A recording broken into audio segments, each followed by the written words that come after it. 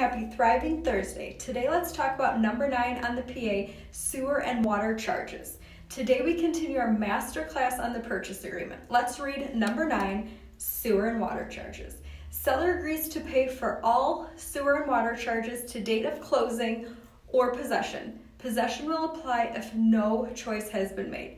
Designated escrow agent shall retain from amount due seller at closing $300 or more if needed for final water and sewer charges.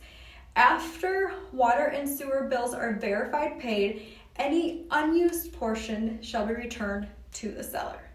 This seems like such a simple one, and it can be if everyone knows what to do. First, you need to select closing or possession. If you are giving the seller occupancy after closing, then possession should be selected. If the buyer is receiving the keys at closing, then closing should be selected. So you don't want to select closing and then have the seller stay there for 30 plus days, where the buyer would technically now be responsible for the water bill. So you want to make sure that those align with occupancy or not. So how it should work: when you know the official closing date, the seller or the listing agent would call the city to schedule the final water read. It should be on or as close as possible to the closing date or the key exchange date if you're having occupancy. I usually schedule it for my seller.